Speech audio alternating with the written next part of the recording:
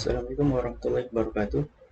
Pada video kali ini, kami akan menjelaskan tentang materi perkuliahan sistem operasi dengan materi The Dining Philosopher Problem. Pada kelompok kami terdapat 4 orang, yaitu yang pertama adalah Bagus Kurniawan, yang kedua adalah Nabila Adinda Dwi Putri, dan yang ketiga adalah Nia Handayani, dan yang keempat adalah saya sendiri. Tentang sejarah Dining Philosopher Problem, yaitu yang pertama adalah sistem operasi. Sistem operasi merupakan suatu program yang bertindak sebagai interface antara user dan sistem komputer. Sistem operasi ini harus mampu melakukan pengontrolan penggunaan resource. Dalam suatu proses rancangan sistem operasi, terdapat landasan umum yang disebut konkurensi. Proses tersebut disebut dengan multitasking dari sistem operasi. Proses-proses konkuren dapat sepenuhnya tak bergantung dengan yang lainnya, tapi dapat juga saling berinteraksi. Dengan catatan, proses-proses disebut konkuren apabila proses-proses berada pada saat yang sama.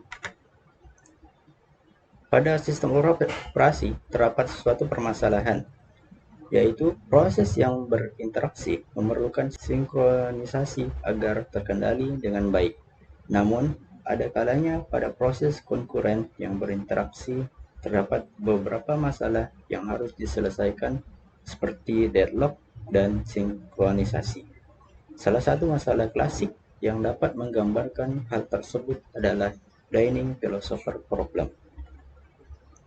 Dengan suatu rumusan masalah, Dining Philosopher's Problem merupakan salah satu masalah klasik dalam sinkronisasi. Dining Philosopher's Problem merupakan salah satu masalah klasik dalam sinkronisasi.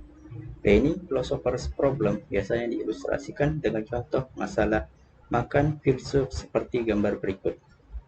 Pada ilustrasi tersebut akan dijelaskan oleh Bang Bagus Kurniawan.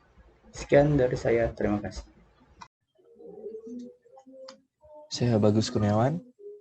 Di sini saya akan menjelaskan tentang pengilustrasian Dining Philosopher Problem. Nah, di Dining Philosopher Problem ini terdapat 5 filsuf yang ingin makan. Nah, di meja makan disediakan hanya 5 buah garpu. Jika kelima filsuf tersebut lapar dan ingin makan, mereka dengan syarat mengambil 2 buah garpu. Namun, ada kalanya hanya diambil 1 garpu saja. Jika ada filsuf yang mengambil 2 garpu, maka akan ada filsuf yang akan menunggu sampai garpu tersebut diletakkan, sampai nantinya secara bergantian filsuf lainnya yang akan mengambil 2 buah garpu untuk makan. Nah, pada masalah ini tersebut adanya kemungkinan terjadinya deadlock, suatu kondisi di mana 2 proses atau lebih tidak dapat meneruskan eksekusinya. Hal ini dapat diimplementasikan dengan write down signal. Meskipun solusi ini menjadi bahwa tidak ada yang akan makan secara bersama-sama, namun masih mungkin terjadinya deadlock, yaitu apabila tiap filsuf merasa lapar dan mengambil garpu kiri, maka garpu yang akan digunakan semua atau nilai garpu sama dengan 0. Nah, dan kemudian apabila tiap filsuf mengambil garpu kanan, maka akan terjadi deadlock. Apa sih deadlock? Nah, langsung saja ke kita pengilustrasian. Nah, di sini terdapat 5 orang filsuf. Dapat diilustrasikan, terdapat 5 orang filsuf. Nah, anggap 1 orang filsuf memegang 2 buah garpu untuk makan. Nah, kemudian lanjut lagi ke filsuf berikutnya untuk makan, mengambil 2 buah garpu, sampai semua filsuf ini mendapatkan garpunya dan makan. Nah, yang terjadi saat deadlock itu ketika setiap filsuf memegang masing-masing 1 garpu di tangan kanannya, atau filsuf memegang garpu di tangan kirinya, masing-masing 1, maka akan terjadi deadlock. Nah, asumsi simulasi. Yang pertama, banyaknya filsuf dalam proses simulasi itu ada 5 orang filsuf dalam proses simulasi. Nah, kondisi masing-masing filsuf. Nah, kenyang. Filsuf akan berada dalam kondisi kenyang sesaat setelah makan lapar, beberapa setelah makan filsuf akan merasa lapar. Nah, ketika setelah makan dan bergantian dengan filsuf lainnya, ada filsuf yang akan merasa lapar setelah makan. Nah, mati atau bisa diibaratkan deadlock beberapa saat setelah merasa lapar, dan apabila filsuf belum juga mendapatkan garpu sumpit, maka filsuf akan mati. Seperti yang dijelaskan di ilustrasi tadi, ketika mereka memegang garpu di tangan kanan, maka akan terjadi deadlock dan diibaratkan filsuf itu mati. Nah, aksi yang dapat dilakukan oleh filsuf berpikir. Filsuf akan berpikir apabila filsuf berada dalam kondisi kenyang. Cari sumpit atau garpu, filsuf akan mencari dan mengambil sumpit di kedua tangannya apabila filsuf berada dalam kondisi lapar. Yang ketiga, makan. Apabila filsuf mendapatkan 2 sumpit ini kedua tangannya, maka filsuf akan makan hingga kenyang. Selanjutnya akan dijelaskan oleh teman saya.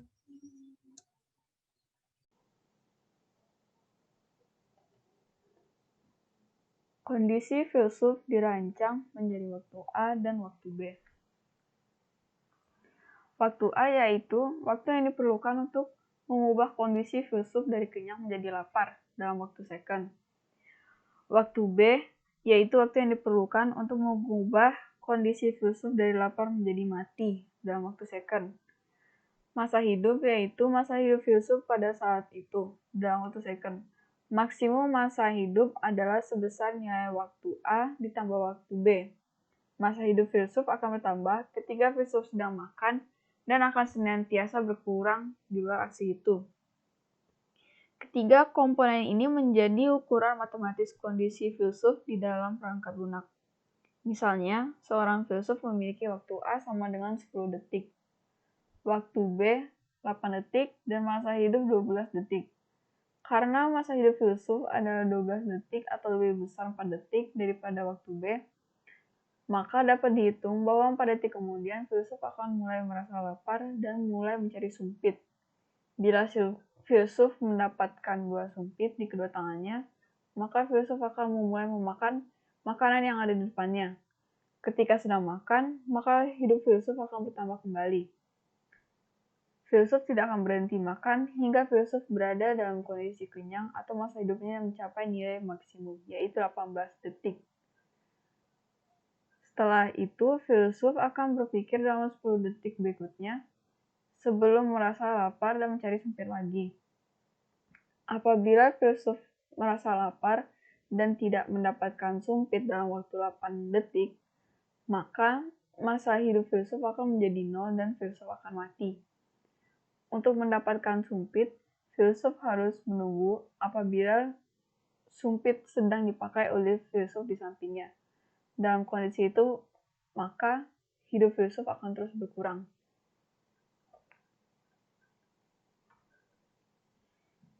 Dari tabel dapat diketahui kondisi masing-masing filsuf, yaitu filsuf 1 berada dalam kondisi kenyang karena kondisi awal 15 second berada di atas waktu B yang hanya 10 second. Filsuf 1 akan merasa lapar dan mencari sumpit 5 second kemudian. Filsuf 2 berada dalam kondisi lapar karena kondisi awal 4 second sama dengan waktu B. Filsuf 3 berada dalam kondisi kenyang, filsuf 4 berada dalam kondisi lapar, dan filsuf 5 berada dalam kondisi kenyang. Kondisi deadlock dalam simulasi Dining Philosopher's Problem terjadi apabila pada suatu saat semua filsuf merasa lapar secara bersamaan, dan semua filsuf mengambil sumpit di tangan kiri. Pada saat filsuf akan mengambil sumpit di tangan kanan, maka terjadilah kondisi deadlock, karena semua filsuf akan saling menunggu sumpit sebelah kanannya, kondisi yang tidak akan pernah terjadi. Baiklah, selanjutnya akan saya jelaskan mengenai simulasi deadlock. Nah, dapat dilihat pada tabel berikut ini, terdapat 5 buah filsuf dengan waktu A, waktu B, dan waktu awal yang berbeda-beda. Pada saat T sama dengan 1 sekon, filsuf 2 dan 4 menjadi lapar dan mendapatkan sumpit pada tangan kiri. Sedangkan filsuf 1 dan 3 serta 5 dalam keadaan kenyang dan sedang berpikir. Pada saat T sama dengan 2 sekon, filsuf 2 dan 4 mendapat 2 sumpit dan akan mulai makan. Lalu, pada saat T sama dengan 10 sekon, filsuf 2 dan 4 dalam keadaan kenyang dan mulai berpikir. Pada saat T sama dengan 15 sekon, semua filsuf secara bersamaan akan merasa lapar dan mulai mengambil sumpit di tangan kiri. Nah, pada saat ini telah terjadi kondisi deadlock. Karena semua filsuf yang sedang menggenggam sumpit di tangan kiri menunggu sumpit di sebelah kanannya, maka mereka akan saling menunggu, dan ini akan menyebabkan terjadinya deadlock. Seperti yang telah disimulasikan tadi, bahwa deadlock itu merupakan kondisi di mana semua filsuf dalam keadaan lapar dan akan mengambil sumpit di sebelah kiri. Lalu, pada saat filsuf akan mengambil sumpit di tangan kanannya, maka akan terjadi deadlock, karena filsuf akan saling menunggu sumpit di sebelah kanannya. Nah, bagaimana cara mengatasi kondisi deadlock ini, serta mengatasi dining philosopher? Kita lihat di sini terdapat 3 solusi untuk dining philosopher. Nah, untuk solusi yang pertama, yaitu mengizinkan paling banyak 4 orang filsuf yang duduk bersama-sama pada satu meja. Tidak akan terjadi kondisi deadlock apabila terdapat kurang dari 4 orang filsuf yang duduk bersama-sama mengelilingi meja dengan 5 tempat duduk. Jadi bisa dianggap bahwa satu orang filsuf itu mati. Nah, untuk solusi yang kedua, yaitu solusi B, di mana mengizinkan satu orang filsuf mengambil sumpit hanya jika kedua sumpit itu ada. Apabila semua filsuf merasakan lapar secara bersamaan, maka hanya 2 orang filsuf saja yang dapat makan. Nah, karena 2 orang filsuf tadi mengambil 2 sumpit pada saat yang bersamaan, jadi hanya 2 orang saja yang dapat makan. Lalu pada solusi yang ketiga, atau solusi C, yaitu solusi asimetrik. Nah, filsuf pada nomor yang ganjil akan mengambil sumpit di sebelah kiri terlebih dahulu, baru mengambil sumpit di sebelah kanan. Begitu juga dengan sebaliknya, atau filsuf dengan nomor yang genap, yaitu mengambil sumpit di sebelah kanan dulu, baru mengambil sumpit di sebelah kiri. Nah, apabila semua filsuf ini merasakan lapar secara bersamaan, cara pengambilan dengan solusi asimetrik ini dapat mencegah semua filsuf mengambil sumpit kiri secara bersamaan, sehingga kondisi untuk deadlock dapat dihindari. Itu artinya mereka tidak akan ada dalam keadaan menunggu. Baiklah, mungkin sekian dari kelompok kami mengenai penjelasan dari dining philosopher problem. Atas kekurangannya kami mohon maaf dan kami ucapkan terima kasih. Wassalamualaikum warahmatullahi wabarakatuh.